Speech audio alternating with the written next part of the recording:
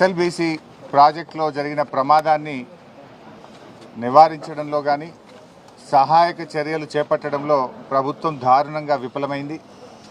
దాదాపు ఇవాళటికి 5 రోజులు పూర్తవుతున్నప్పటికీ సహాయక చర్యలు కనీసం ప్రారంభం కాలేదు. అంటే వివిధ ఏజెన్సీల మధ్య సమన్వయాన్ని సాధించడంలో కూడా ప్రభుత్వం ఫెయిల్ అయిపోయింది. అటు కేంద్ర ప్రభుత్వ బృందాలు కావచ్చు, రాష్ట్ర ప్రభుత్వ బృందాలు కావచ్చు, ఏజెన్సీకి సంబంధించిన ప్రతినిధులు కావచ్చు, వీళ్ళ మధ్య ఎక్కడ సహాయక చర్యలు ప్రారంభించాలి, ఎలా ప్రారంభించాలి అనే విషయంలో రాష్ట్ర ప్రభుత్వం ఒక డైరెక్షన్ ఇవ్వడంలో కూడా పూర్తిగా ఫెయిల్ అయిందని చెప్పొచ్చు. మంత్రులు అక్కడికి వెళ్ళి హెలికాప్టర్లో టీవీలలో ఇంటర్వ్యూలు ఇవ్వడం మీద పోటీ పడుతున్నారు తప్ప సహాయక చర్యలను ముమ్మరం చేయడంలో పూర్తిగా ఫెయిల్ అయిపోయారు. అది పైనుంచి హెలికాప్టర్లో చూస్తే సొరంగం లోపల ఏమన్నా ప్రత్యేకంగా చూడడానికి వీళ్ళకి ఏమైనా ఎక్స్రే కెమెరాలు కళ్ళు గిట్ట ఉన్నాయా? ఆ హెలికాప్టర్ల చక్కర్లు కొట్టుడు, టీవీలో ఇంటర్వ్యూలు ఏందో నాకైతే అర్థం కాలేదు. ఇప్పుడు మీరు కనీసం ఇలా 5 రోజులు అయింది, ప్రతి నిమిషం కూడా చాలా ముఖ్యమైనటువంటిది. వారి ప్రాణాలు కాపాడడానికి ఒక్కొక్క నిమిషం, ఒక్కొక్క క్షణం కూడా చాలా విలువైనటువంటిది. మీరు ఎంత తొందరగా సహాయక చర్యలు ప్రారంభించడం ద్వారా వాళ్ళ ప్రాణాలు కాపాడే ప్రయత్నం చేయాలి. లోపల వాళ్ళకు ఆహారం లేదు, త్రాగునీరు లేదు, మరి వాళ్ళు ఎలా 5 రోజులు జీవించాలి? సో దాని మీద మీ శ్రద్ధ కరువైందేమో అనిపిస్తూ ఉంది. అసలు ఇప్పటి వరకు సహాయక చర్యల ప్రారంభమే కాలేదు. మక్కు తీయడం కానీ, ఆ టన్నల్ బోరింగ్ మిషన్ను తొలగించాలా, అది అడ్డంగా ఉన్నటువంటి పార్ట్స్ తొలగించాలా, ఆ మక్కుని ఎలా బయటకు తీయాలి, ఆ మక్కు తీస్తే మళ్ళీ తిరిగి పైనుంచి కొలాప్స్ అవుతుందా, ఒక అంచనాకు రాలేకపోతున్నారు, ఒక అవగాహనకు రాలేకపోతున్నారు. అంటే ప్రమాదం జరగడం దురదృష్టకరం. సరే, అది ఎలా జరిగింది, దాంట్లో ప్రభుత్వ వైఫల్యం ఉందా, తొందరపాటు ఉందా, జియాలజికల్ సర్వే ఆఫ్ ఇండియా అనుమతి ఇచ్చిందా లేదా, అనుమతిస్తే ఏం జాగ్రత్తలు చెప్పింది, ఆ జాగ్రత్తలు వీళ్ళు పాటించారా లేదా, అవన్నీ విషయాలు బయటకు రావాలి. కానీ ఇలా జరిగిన సంఘటన తర్వాత ప్రభుత్వ స్పందన చాలా బాధాకరంగా ఉంది. ముఖ్యమంత్రి ఏమో హెలికాప్టర్ వేసుకొని ఆయన ఎన్నికల ప్రచారానికి పోతున్నాడు. ఇక 8 మంది ప్రాణాలు ముఖ్యమా, ఎన్నికల ప్రచారం ముఖ్యమా రేవంత్ రెడ్డి గారికి? కనీసం ముఖ్యమంత్రి అక్కడికి వెళ్ళి ఆ సహాయక చర్యల్ని ముమ్మరం చేయడంలో కానీ, ఒక డైరెక్షన్ ఇవ్వడంలో కూడా అటు ముఖ్యమంత్రి గారు, ఇటు నీటిపారుదల శాఖ మంత్రి కూడా పూర్తిగా ఫెయిల్ అయిపోయారు. మేము బీఆర్ఎస్ పార్టీ తరఫున సహాయక చర్యల్లో ఇబ్బంది కలగొద్దు, ప్రభుత్వానికి సహకరించాలి, సంయమనం పాటించాలని చెప్పి గత 4-5 రోజులుగా మేము వెయిట్ చేశాం. కానీ బాధ కలిగే అంశం ఏంటంటే ఇప్పటి వరకు ఒక్క అడుగు ముందుకు బల్లే. There is no direction. దాదాపు 10 ఏజెన్సీలు ఉన్నారు. ఈ ఒక్కొక్కరు వెళ్తున్నారు, ఒకరొక మాట చెప్తున్నారు, ఒకరొక మాట చెప్తున్నారు. మేము మీడియాలో చూసిందో, పత్రికల్లో చూసింది చెప్తున్నా నేను. బీహార్ నుంచి ర్యాట్ వాళ్ళు వచ్చారన్నారు, ఎన్డీఆర్ఎఫ్ వచ్చిందని చెప్పినారు, లేకపోతే వేరియస్ టీమ్స్ వచ్చినాయి, నేవీ నుంచి వచ్చిందన్నారు, లేదా కాశ్మీర్ నుంచి ఏదో టీం వచ్చిందన్నారు, ఛత్తీస్గఢ్ నుంచి టీం వచ్చిందన్నారు, మన సింగరేణి నుంచి ఒక టీం వచ్చిందన్నారు. What is the direction? అది ఎవరు ఇవ్వాలి? గవర్నమెంట్ ఇవ్వాలి. అందరి మాటలు విని ఒక స్పష్టంగా ఒక లైన్ ఆఫ్ యాక్షన్ ఇచ్చి దాన్ని వేగవంతంగా చేసి వాళ్ళని బయటకు తీసుకొచ్చే ప్రయత్నం చేయాలి. అందులో పూర్తిగా ఫెయిల్ అయిపోయింది గవర్నమెంట్. బాధ కలిగే అంశం ఏంటంటే మీ ఫెయిల్యూర్ను కప్పిపుచ్చుకోవడానికి చిల్లర మాటలు మాట్లాడుతున్నారు. మేము రాజకీయాలు చేయకుండా సంయమనంగా, గంభీరంగా వాళ్ళ ప్రాణాలు కాపాడాలని బీఆర్ఎస్ సహకరిస్తూ ఉంటే, ఉత్తమ్ కుమార్ రెడ్డి గారు టనల్ దగ్గర కూర్చొని ప్రమాదం జరిగిన సంఘటన దగ్గర నుంచి బీఆర్ఎస్ మీద బురద జల్లే ప్రయత్నం, ఢిల్లీలో కూర్చొని రేవంత్ రెడ్డి ఎస్ఎల్బీసీ సొరంగంలో బీఆర్ఎస్ మీద బురద జల్లే ప్రయత్నం చేస్తుంటాడు.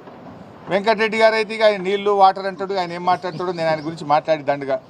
సో ఇట్లా ఒక గందరగోళమైన పరిస్థితి ప్రభుత్వంలో నెలకొన్నది. ముఖ్యమంత్రి మాటకు నీటిపారుదల మంత్రి మాటల మధ్య పొంతన లేదు. మీరు బీఆర్ఎస్ని విమర్శించడానికి ఇది సమయమా? అసలు బీఆర్ఎస్ని విమర్శించే నైతిక హక్కు మీకుందా? అంటే తమ తప్పును కప్పిపుచ్చుకోవడానికి ఇతరుల మీద నెపన్నెట్టే ప్రయత్నం చేస్తున్నారు. అన్ని విషయాలు నేను అక్కడ డీటెయిల్గా మాట్లాడతాను.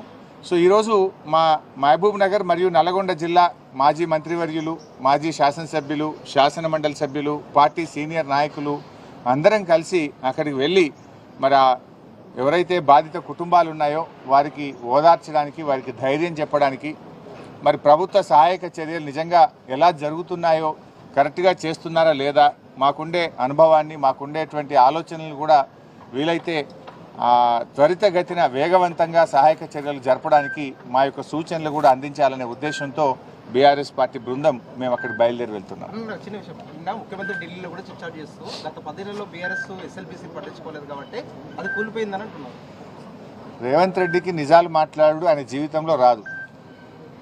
అందుకే ఆయన పేరు యనుమల రేవంత్ రెడ్డి కాదు, ఎగవేతల రేవంత్ రెడ్డి, అబద్ధాల రేవంత్ రెడ్డి అని పేరు పెట్టినాం మేము. ఎందుకు?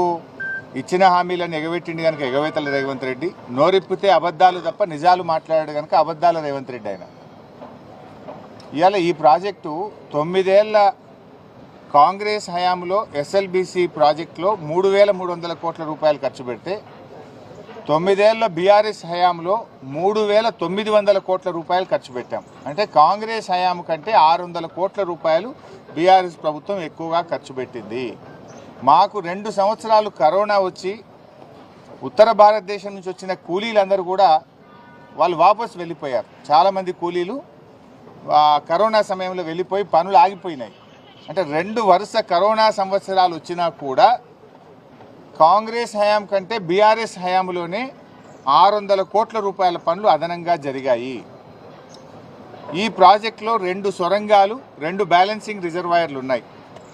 ఆ 2 బ్యాలెన్సింగ్ రిజర్వాయర్లలో ఏదైతే నక్కలగండి, దాన్నే దిండి కూడా పేరు పెట్టారు, దిండి బ్యాలెన్సింగ్ రిజర్వాయర్ అంటాం. దాంట్లో అది 7.5 టీఎంసీల నీటి సామర్థ్యం కలిగినటువంటి రిజర్వాయర్. భూసేకరణ చేసి R&R చేసి దాదాపు 95% పనులు దిండి బ్యాలెన్సింగ్ రిజర్వాయర్లో పూర్తి చేశాం. పెళ్లిపాకల రిజర్వాయర్లో కూడా దాదాపు 50% వరకు పనులు పూర్తి చేశాం.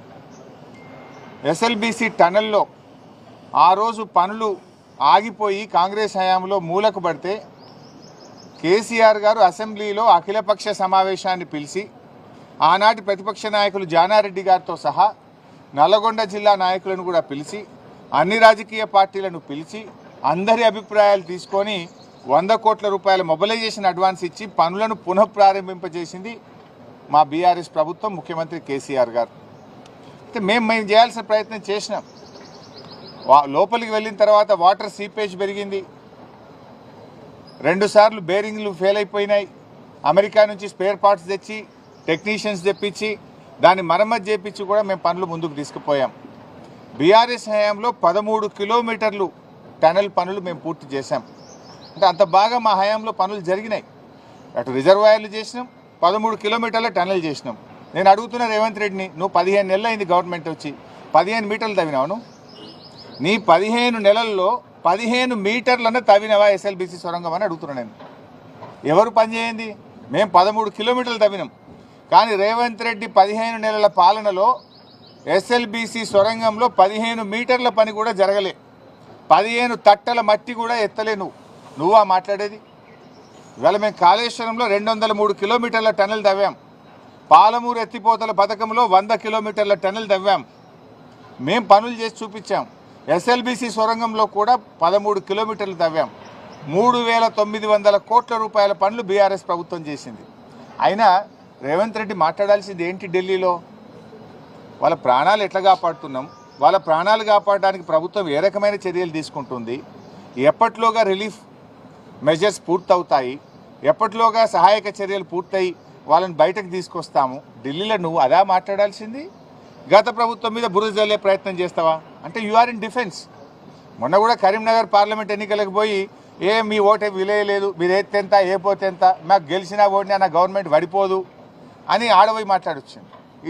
ఏది ఇక్కడ సొరంగంలో ప్రమాదం జరిగి ఇంత జరుగుతుంటే ఆడబోయి ఆ మాటలు మాట్లాడతాడు. ఢిల్లీలో పోయి ఏం మాట్లాడతాడు? ప్రధానమంత్రిను అక్కడ ఇంకెవరైనా కలిసినాక మేము ఎస్ఎల్బీసీలో ఇంకా టీమ్స్ పంపమన్నాము, ఎక్స్పర్ట్స్ని పంపమన్నాము, తొందరగా పనిచేయడానికి సహకరించమన్నాము, వీళ్ళని కాపాడాలని మాట్లాడతావా? నువ్వు గత ప్రభుత్వం మీద బురద జల్లుతావా? అంటే what it shows? You are in defence. నువ్వు తప్పు చేసినావు, నీ ప్రభుత్వం ఫెయిల్ అయిపోయింది, నీ చేతగానితనం వల్ల, నీ ప్రభుత్వ వైఫల్యం వల్ల ఇవాళ 8 మంది ప్రాణాలు గాల్లో ఉన్న పరిస్థితి ఉన్నది. నీ ప్రభుత్వ వైఫల్యం స్పష్టంగా కనబడుతుంది కనుక దాని నుంచి బయటపడడం కోసం రేవంత్ రెడ్డి గారు గత ప్రభుత్వం మీద బురద జల్లే ప్రయత్నం. పోనీ అందులో నిజాలు ఉన్నాయా? గత ప్రభుత్వం ప్రాజెక్టును పట్టించుకోనే లేదట. మరి 13 కిలోమీటర్లు దవ్వింది నిజం కాదా? 3,900 కోట్ల రూపాయలు ఖర్చు పెట్టింది నిజం కాదా? దిండి పెళ్లిపాకల రిజర్వాయర్లు నిర్మాణం జరిగింది నిజం కాదా? దీనికి సమాధానం చెప్పమని రేవంత్ రెడ్డిని. Thank you. దాంతోపాటు రాజగోపాల్ రాజగోపాల్ రెడ్డికి ఉండాలని అడ్డుకుంటూ తీద్దామని చెప్పేసి ఇక అది ఎవడన్నా మూర్ఖులు తెలివి తక్కువ వాళ్ళు చేసే పని, అడ్డుకుంటే ఏం జరుగుతుందో చూద్దాం. ప్రధానమంత్రి దగ్గర చర్చనే చేయలేదు.